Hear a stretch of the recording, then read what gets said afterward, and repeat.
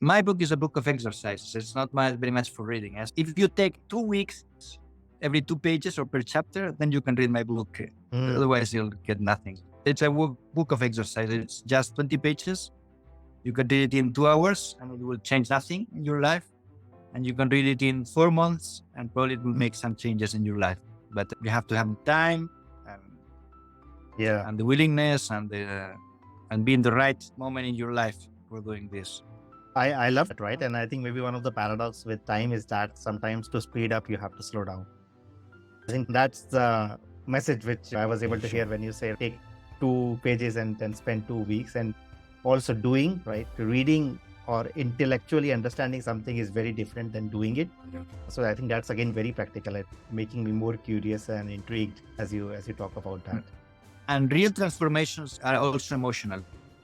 Yes, absolutely. So you have to live them. It's not just, okay, I tell you that you have to go there or do this. For example, that's something I learned very quickly. So before being in venture capital and advising startups, I started to do some part-time general management. It was a disaster. And then I realized that you have to get the right answers. So our way of contributing to companies is making people the right questions so that they find the right answers and then take the right decisions.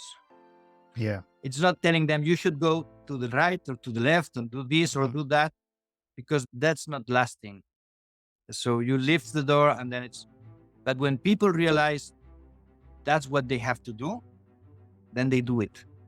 And that's also something very important, I think, for a leader, to be able to, that people come to the point where and then to accept, as I explained you, almost all my life I've been the boss. So then for a certain time, well, now I'm not the boss. I'm just an investor in companies and I have to accept what founders want to do. And and then before I was a consultant to startups, and then I had to accept that they don't do my advice, that they don't follow my advice. But I was used to decide what has to be done and do it. So then I had to go through a spiritual journey to get rid of this thing. No? Then I have to accept that other people don't see things the same way I see them, and they do things in another way, which may be right or wrong. A lot of times they are right by not following my advice. Some other times they are wrong and they just crash. And then you have to accept it.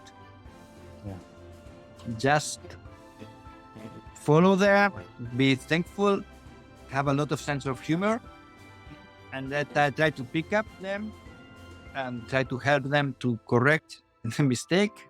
Yes. But that's life. That's also life as an investor.